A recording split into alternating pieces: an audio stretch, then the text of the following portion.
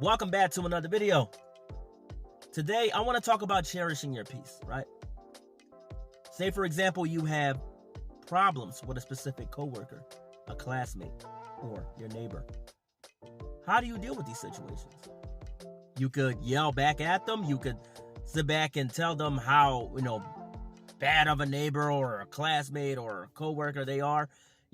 What if you're having problems with family? How do you deal with that?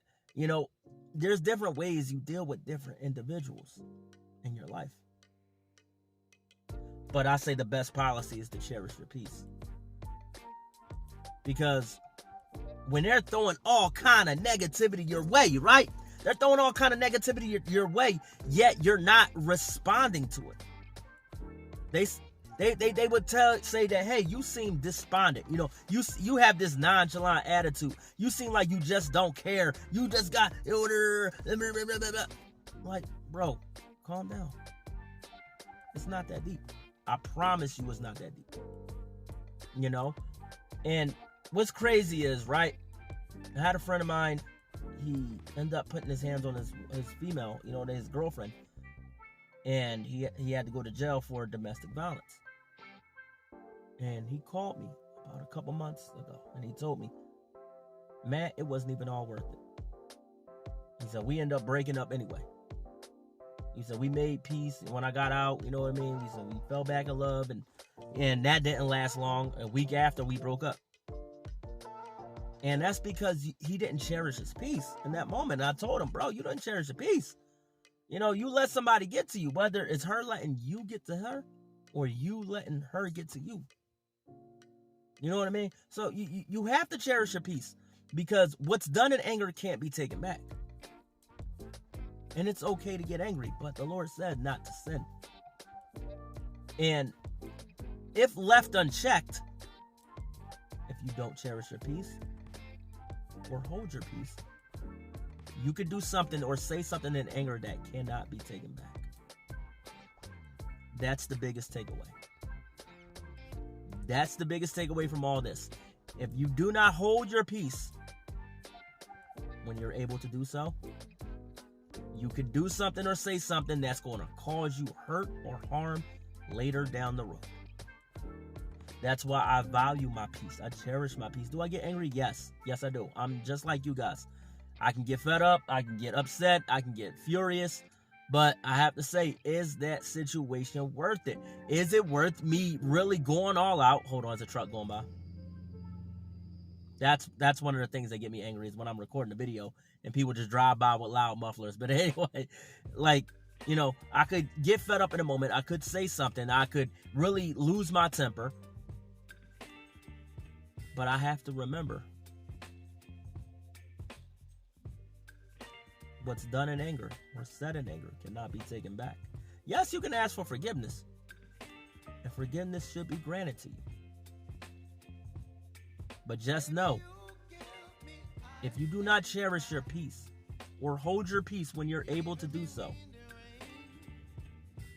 you will cause more harm for yourself down the road. Hold on, guys. We got a guy on the lawnmower. You can see him in the video. Y'all in the video, he didn't even know it. He just on the lawnmower, just going. Look at him. He just doing his job. Glory to God. But you have to remember to hold your peace. It could be your cousin, who been testing your patience for weeks. Just asking you for money or just, harassing you through text messages. Oh yeah, if you don't, if you don't try to put me on to the girl that we gonna have problems. And cousins beef for the most minute reasons. That's why I gave a random scenario out there. Oh, if you don't let me borrow your Nikes, then yeah. Or if you don't buy me these shoes or buy me these clothes or get me this job, we gonna have real problems on our hands. No. So that's one of the things. Out of all family members, cousins are the one that beef the worst. I mean, yeah, brothers and sisters, they go at it, but cousins, oh my gosh. You would think some cousins hate each other, man, for real. For real, And that's because some people just do not know how to hold their peace. I'm going to give an example. And I know this is an unpopular take. A lot of people are going to react to this video. What rapper J. Cole did? I agree he shouldn't have thrown out a diss shot or a diss warning and then say, you know what, I'm taking it back. I agree with that. Even if it wasn't hip-hop, even if this was basketball, you throw out a diss, you should be able to handle it. I tell my daughter all the time. This is what I tell my daughter, ladies and gentlemen. I tell my youngest daughter because she likes to pick on the kids in her class sometimes. And I get on her about being a bully. And, you know, she's starting to get better. You know what I mean? She's starting to be a nicer kid. But what I would tell her is, if you cannot handle the flames that people are throwing at you, do not act like Super Mario powered up throwing fireballs if you can't handle Bowser's heat. I'm going to reiterate that again for all those in the back. If you cannot handle Bowser's heat, don't act like Super Mario charged up throwing fireballs, okay? Because what you throw out is going to come back to you tenfold. So, what J. Cole did, though, was to make peace. Well, tried to. You know, he's trying to make some peace. Because he's a rapper. People forget he's a rapper who cherishes his peace. Super wealthy. Got everything he wants. You know what I mean? This man rides around the hood on a regular BMX bike. He cherishes peace. He has neighbors, okay? He doesn't live in a gated community. He lives in a hood, okay? And everybody knows him around there, even in the corner stores. You know, to the rest of the world, he's some major celebrity. But in his neighborhood, he's just Jermaine Cole. Hold on, guys. This guy going by, I'm telling you, he out here cutting. He out here making some money, boy. But anyway, long story short, you know, he is a rapper who values peace. Should I think, and this is why, I said, should I think? What I meant to say, should I, you know, stand by my word when I say he should have just kept his peace? Yes. And this is why I say, right? This is exactly why I say, you have to cherish your peace and hold your peace. Because things said or done in anger can't be taken back. Because now, look at how the hip-hop community is reacting to J. Cole. They calling him a coward. They calling him weak. They calling him this. They calling him that. All because he chose to keep his peace. And not let this situation get out of hand. He even told Kendrick, take your best shot. I'll take it on the chin. That's a big person right there. That's a grown man right there. You know, because a lot of hip-hop artists today wouldn't say something like that. They're like, oh yeah, we got the glizzy, we got the strap, we got the heat. And like, just think about it. How many young rappers lose their lives over words? Not cherishing your peace. Over words on the internet. I had quite a few people give me negative feedback about my videos, right? Perfect example. This is why I choose to keep my peace. It was tons of positive reviews for it, but for every, I think, 30 or 40 positive, comments, there was one negative comment. And I never forget the one that messaged me 2 or 3 years ago to say, hey, you need to stop. I think it was 2 years ago. It was on my, I left it on my, one of my videos, one of my shorts.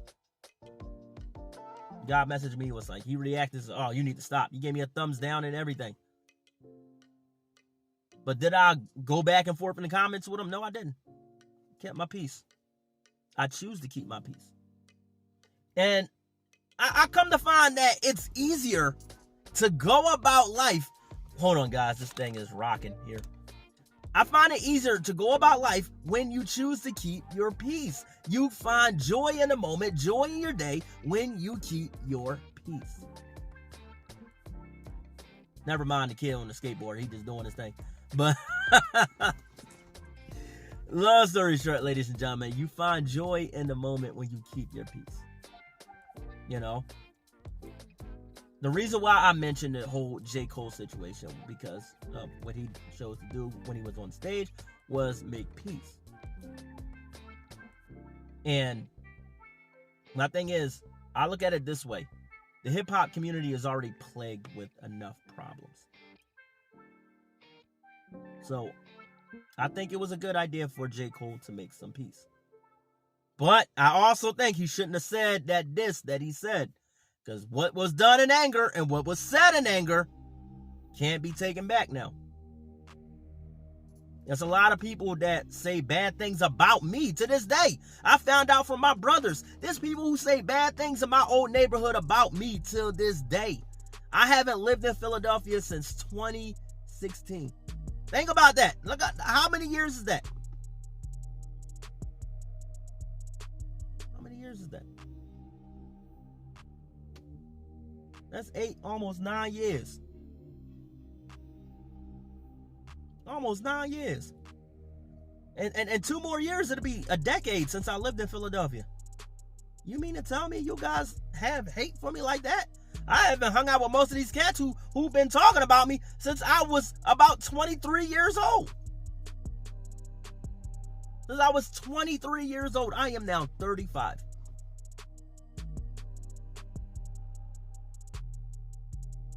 So you mean to tell me you have 12 years of hate for me?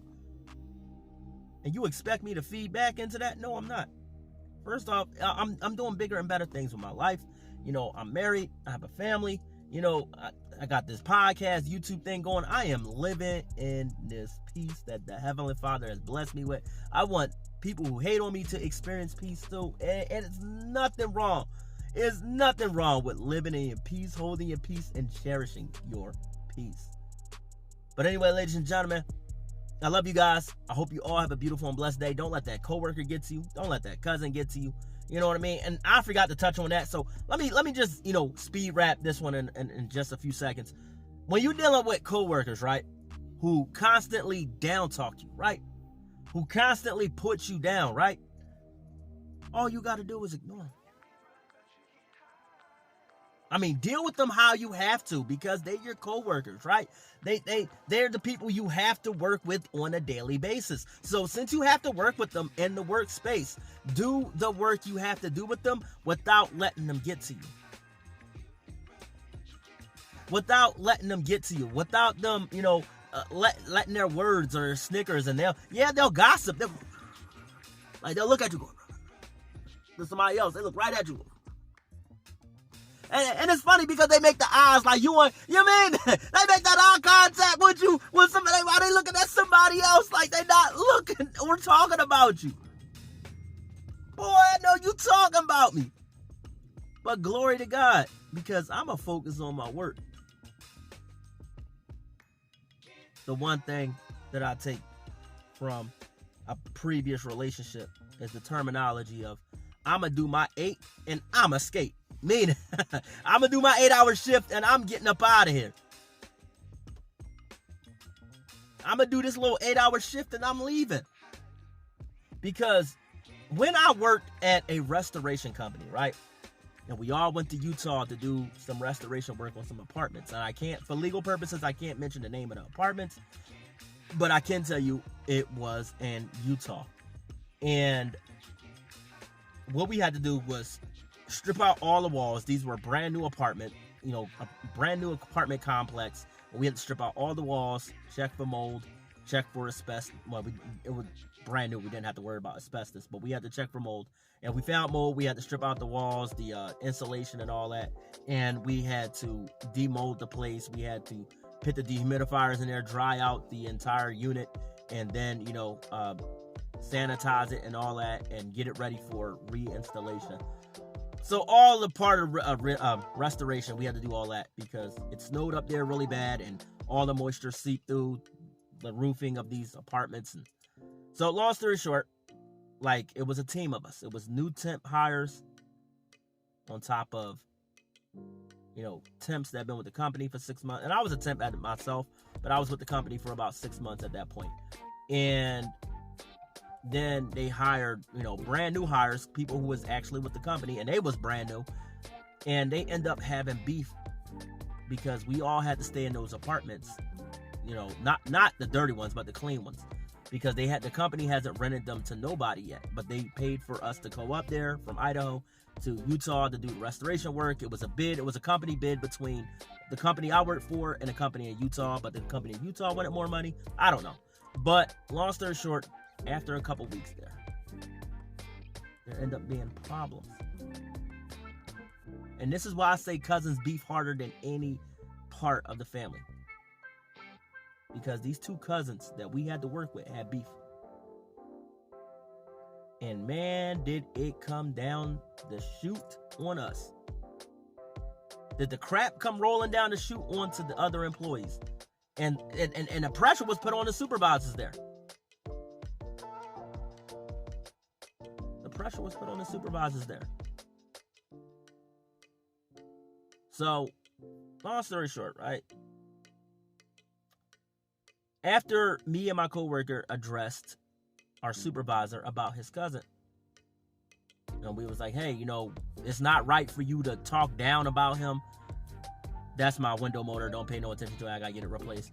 But it's not right for you to talk down about your cousin to us. We're just regular employees. I think you should, take that up with your manager, or the department, the regional manager, and, you guys discuss it on how he was working today.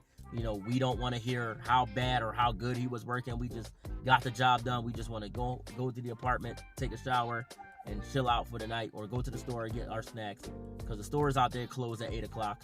So we wanted to just make sure we were done by 5 every day, and I had the area cleaned up by 6, and we were, on our way to the store before they closed, and that way, we could feed ourselves and all that while we were up there in Utah. And so the beef got bad. After the 3rd or 4th day, the beef got really bad. I'm talking about they were ready to throw blows with tools. A crowbar and a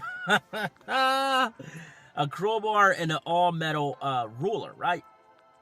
It was one of them long behind metal rulers, and they was about to blow hands back and forth with each other with a crowbar and a metal ruler.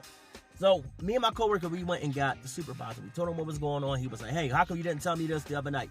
You guys could have came upstairs and told me what was going on or whatever, and we could have handled this situation out between all supervisors. I'm like, bro, you told us the other night. We gave you a scenario, a what-if scenario. If 2 people who worked for the company had problems, you said to keep it on your chest, and we kept it on our chest, like you instructed us to do. So how did we get in trouble for these 2 people beefing, and they're cousins? This is why, ladies and gentlemen, you just got to keep your peace.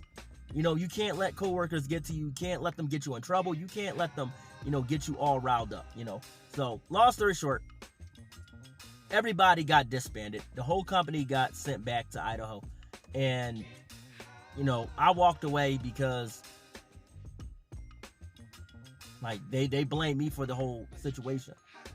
They said that I tried to instigate the situation. I wasn't even there. I just seen them. I went upstairs to ask them for an extra humidifier that they had sitting inside the spare bedroom that they weren't using. And I see them about to blow hands back and forth. So how did I instigate that situation? I don't know. So I was like, you know what? No, I don't want nothing to do with this. You know what I mean? This ain't nothing to do with me. I showed the company owner and my district manager all the text messages. I had nothing to do with anything. My coworker had nothing to do with anything. So therefore, we walked away from the company. We chose to keep our peace and was like, we're done.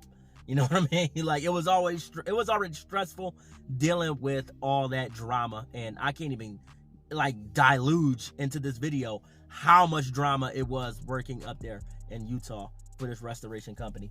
But I chose to keep my peace to this day. There's things that I know that I could say on the internet I'm not going to. I'm a grown man. That job is in the past.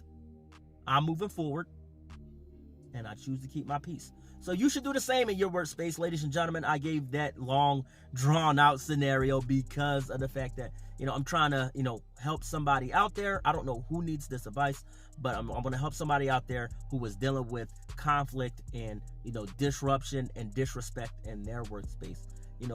Choose to keep your peace. Anyway, I love you guys. I hope you all have a beautiful and blessed day. I thank you for tuning in. Remember, things said and done in anger cannot be taken back, so keep your peace. I love you all. I'll see you on the next one. Peace.